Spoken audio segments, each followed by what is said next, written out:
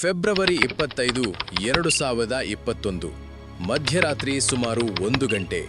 ಮುಂಬೈನ ಅತ್ಯಂತ ಐಷಾರಾಮಿ ಪ್ರದೇಶ ಕಾರ್ಮೈಕಲ್ ರೋಡ್ ಜನರಿಲ್ಲದೆ ನಿಶ್ಶಬ್ದವಾಗಿದೆ.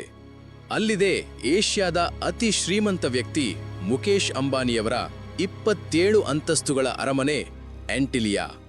ಅದರ ಭದ್ರತೆಗೆ ಸಾವಿರಾರು ಕ್ಯಾಮೆರಾಗಳು ಮತ್ತು Z+ ಸೆಕ್ಯೂರಿಟಿ ಇದೆ.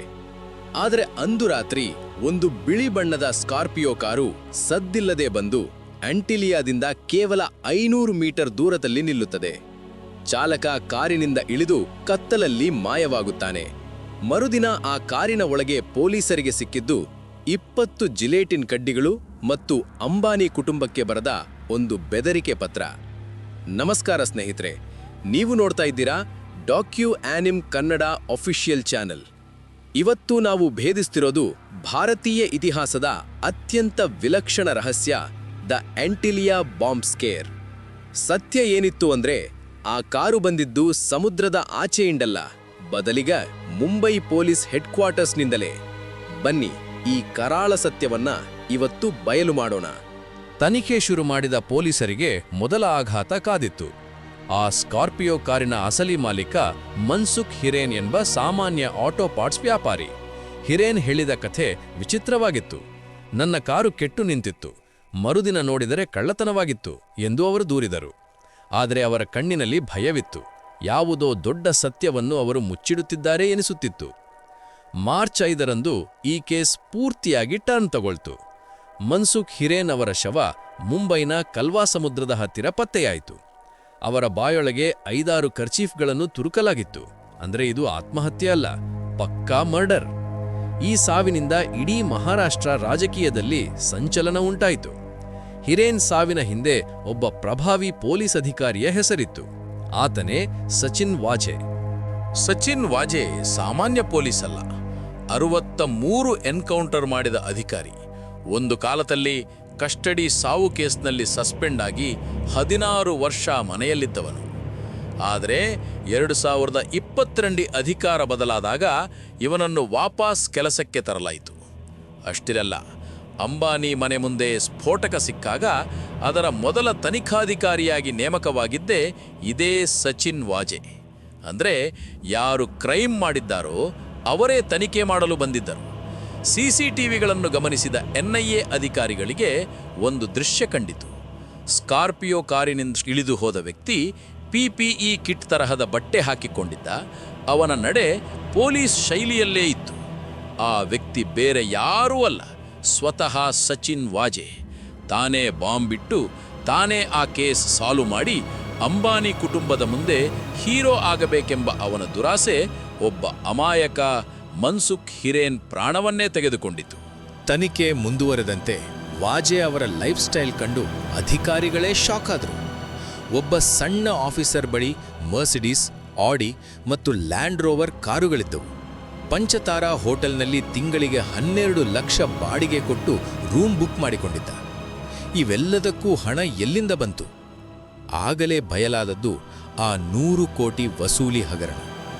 ಅಂದಿನ ಪೊಲೀಸ್ ಕಮಿಷನರ್ ಪರಂಬೀರ್ ಸಿಂಗ್ ಆಪಾದನೆ ಮಾಡಿದಂತೆ ಸಚಿನ್ ವಾಜೆ ಅವರಿಗೆ ಮುಂಬೈನ ಬಾರ್ಗಳಿಂದ ತಿಂಗಳಿಗೆ 100 ಕೋಟಿ ವಸೂಲಿ ಮಾಡುವ ಟಾರ್ಗೆಟ್ ಇತ್ತು. ಈ ಒಂದು ಸ್ಕಾರ್ಪಿಯೋ ಕಾರು ಇಡೀ ರಾಜ್ಯದ ಗೃಹ ಸಚಿವರ ರಾಜೀನಾಮೆಗೆ ಕಾರಣವಾಯಿತು. ಇದು ಕೇವಲ ಕ್ರೈಮ್ ಕೇಸ್ ಆಗಿರಲಿಲ್ಲ, ಇದು ವ್ಯವಸ್ಥೆಯ ಒಳಗಿದ್ದ ಭ್ರಷ್ಟಾಚಾರದ ಕ್ಯಾನ್ಸರ್ ಆಗಿತ್ತು. ಸಚಿನ್ ವಾಜೆ ಕೇವಲ ಪೊಲೀಸ್ ಸ್ಟೇಷನ್ನಿಂದ ಕೆಲಸ ಮಾಡ್ತಿರ್ಲಿಲ್ಲ. ಮುಂಬೈನ ಅತ್ಯಂತ ಪ್ರತಿಷ್ಠಿತ ಟ್ರೈಡೆಂಟ್ ಹೋಟೆಲ್ನಲ್ಲಿ ಕಳೆದ 100 ದಿನಗಳಿಂದ ಒಂದು ರೂಮನ್ನು ಬುಕ್ ಮಾಡಲಾಗಿತ್ತು. ಅಲ್ಲಿ ವಾಜೆ ಒಬ್ಬ ಉದ್ಯಮಿಯ ಸೋಗಿನಲ್ಲಿ ಸುಶಾಂತ್ ಸದಾಶಿವ್ ಖಾಮೇಕರ್ ಎಂಬ ನಕಲಿ ಆಧಾರ್ ಕಾರ್ಡ್ ಬಳಸಿ ಉಳಿದುಕೊಂಡಿದ್ದ. ಆ ರೂಮ್ ಕೇವಲ ವಿಶ್ರಾಂತಿಗಲ್ಲ, ಅದು ಈ ಇಡೀ ಸಂಚಿನ ವಾರ್ ರೂಮ್ ಆಗಿತ್ತು. ಅಲ್ಲಿಗೆ ದೊಡ್ಡ ದೊಡ್ಡ ಉದ್ಯಮಿಗಳು ಬರುತ್ತಿದ್ದರು, ಹಣದ ಚೀಲಗಳು ಹೋಗುತ್ತಿದ್ದವು. CCTV ದೃಶ್ಯಗಳಲ್ಲಿ ವಾಜೆ 5 ಐಷಾರಾಮಿ ಬ್ಯಾಗ್ಗಳೊಂದಿಗೆ ಹೋಟೆಲ್ ಪ್ರವೇಶಿಸುವುದು ಸೆರೆಯಾಗಿತ್ತು. ಹೋಟೆಲ್ನ ಐಷಾರಾಮಿ ಜೀವನ ಮತ್ತು ಪೊಲೀಸ್ ಸಮವಸ್ತ್ರದ ನಡುವಿನ ಈ ಕರಾಳ ನಂಟು ಮುಂಬೈ ಪೊಲೀಸರ ಘನತೆಯನ್ನು ಮಣ್ಣುಪಾಲು ಮಾಡಿತ್ತು. ಯಾವಾಗ ಕೇಸ್ NIA ಕೈಗೆ ಹೋಯಿತೋ ವಾಜೆ ಗಾಬರಿಯಾದ. ತನ್ನ ಪಾಪದ ಪುರಾವೆಗಳನ್ನು ಅಳಿಸಲು ಆತ ಆಯ್ದುಕೊಂಡಿದ್ದು ಮುಂಬೈನ ಮಿಥಿ ನದಿಯನ್ನು. ಕಂಪ್ಯೂಟರ್ ಸಿಪಿಯುಗಳು, ಹಾರ್ಡ್ ಡಿಸ್ಕ್ಗಳು, ನಂಬರ್ ಪ್ಲೇಟ್ಗಳು ಮತ್ತು ಮನ್ಸುಖ್ ಹಿರೇನ್ ಅವರ ಫೋನ್ ಸೇರಿದಂತೆ ಎಲ್ಲ ಸಾಕ್ಷ್ಯಗಳನ್ನು ನದಿಗೆ ಎಸೆದಿದ್ದ. ಆದರೆ ಪೊಲೀಸರಿಗಿಂತ ಒಂದು ಹೆಜ್ಜೆ ಮುಂದೆ ಹೋದ ಎನ್ಐಎ ನುರಿತ ಮುಳುಗು ತಜ್ಞರನ್ನು ಕರೆಸಿ ನದಿಯ ಆಳದಲ್ಲಿ ಶೋಧ ನಡೆಸಿತು. ಗಂಟೆಗಳ ನಂತರ ನದಿಯ ಕೆಸರಿನಲ್ಲಿ ಹೂತು ಹೋಗಿದ್ದ ಹಾರ್ಡ್ ಡಿಸ್ಕ್ಗಳು ಮತ್ತು ಡಿವಿಆರ್ಗಳು ಪತ್ತೆಯಾದವು. ವಾಜೆ ತನ್ನ ಕ್ರೈಮ್ಗಳನ್ನು ಅಳಿಸಲು ಎಷ್ಟೇ ಪ್ರಯತ್ನಿಸಿದರೂ ಡಿಜಿಟಲ್ ಹೆಜ್ಜೆ ಗುರುತುಗಳು ಅವನ ಕೊರಳ ಪಾಸಾದವು.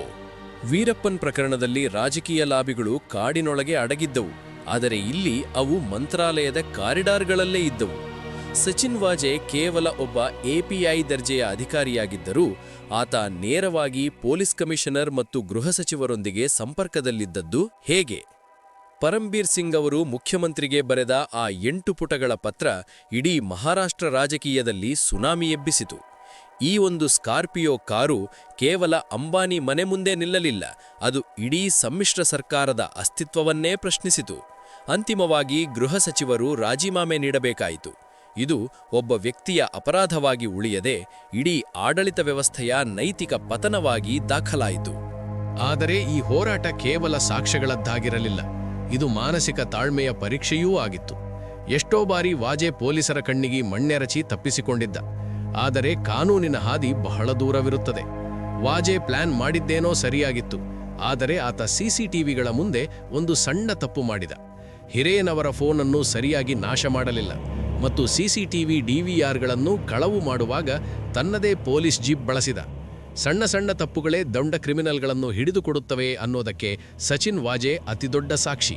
ತನ್ನ ಅತಿಯಾದ ಆತ್ಮವಿಶ್ವಾಸ ಮತ್ತು ವ್ಯವಸ್ಥೆಯ ಮೇಲಿರುವ ನಂಬಿಕೆಯೇ ಅವನ ಅವನತಿಗೆ ದಾರಿಯಾಯಿತು. ಇಂದು ಸಚಿನ್ ವಾಜೆ ಜೈಲು ಕಂಬಿಗಳ ಹಿಂದಿದ್ದಾರೆ. ಆಂಟಿಲಿಯಾ ಎಂದಿಗೂ ಭದ್ರವಾಗಿದೆ.